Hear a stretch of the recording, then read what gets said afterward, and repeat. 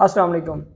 बहुत सारे दमे के मरीज़ और राइनइटिस के मरीज़ और इसके अलावा और भी बहुत सारे पेशेंट हमारे पास एक शिकायत लेके आते हैं कि हमारे गले में केरा गिरता है।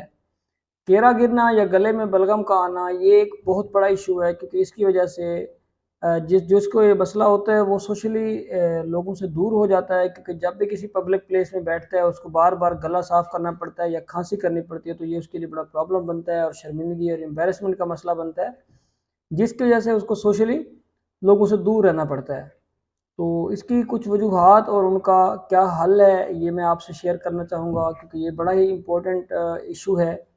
इसकी बहुत सारी वजूहात हैं। हमारे नाक के अंदर वाली साइड पे एक म्यूकस मेम्ब्रेन होती है जो कि म्यूकस पैदा करती है, यानी कि हम कह सकते हैं कि सिक्रीशंस पैदा करती है। उन सिक्रीशंस का क्या काम होता है, जब भी हम सांस लेते हैं तो हवा में बहुत सारे जरासीम और डस्ट हमारे हवा के साथ हमारे नाक के ज़रिए सांस के ज़रिए अंदर जाते हैं।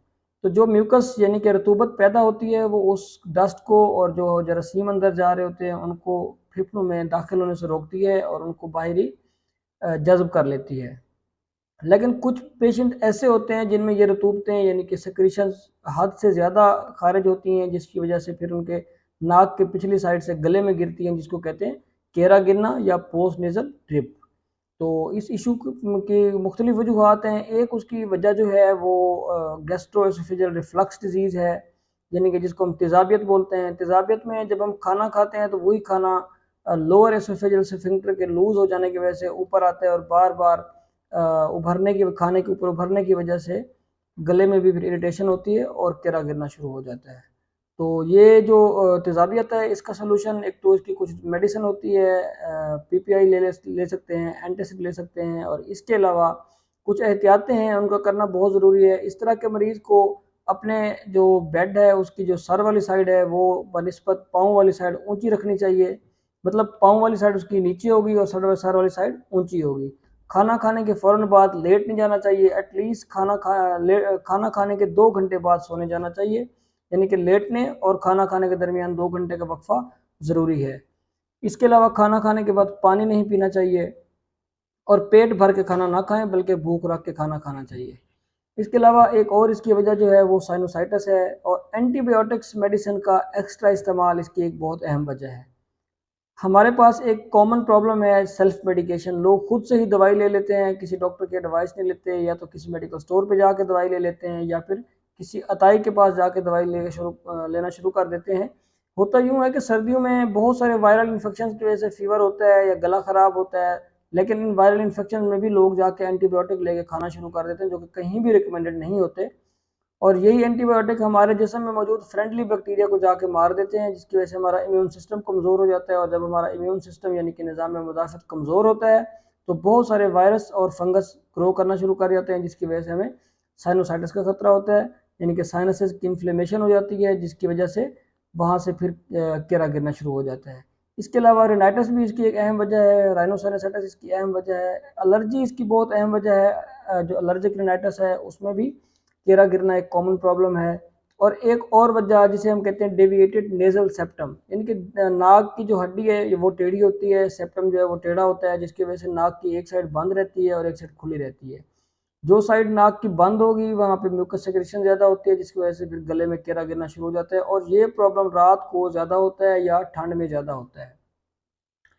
तो इन प्रॉब्लम से बचने के लिए बहुत सारे ऑप्शंस हैं, बहुत सारी एहतियातें भी हैं। जैसे कि पोस्ट डीएनएस जो है डेविएटेड नेज़ल सेप्टम, इसका जो हल है वो तो ऑपरेशन है, लेकिन इसके अलावा बहुत सारी देसी चीज़ें हैं, जैसे कि नमक के नीम गर्म पानी के साथ गरारे करें तो वो भी इसके लिए मुफीद है।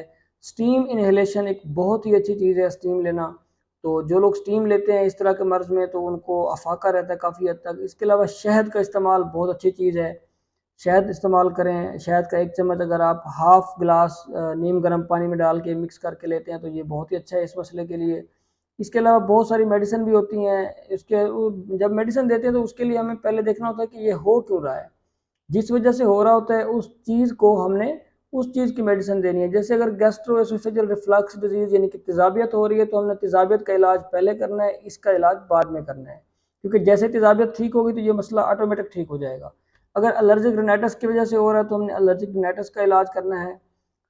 इसके अलावा बहुत सारे डीकंजेस्टेंट स्प्रे भी होते हैं और ड्रॉप्स भी होते हैं जो हम नाक में डालते हैं तो उससे बेहतर हो जाती है।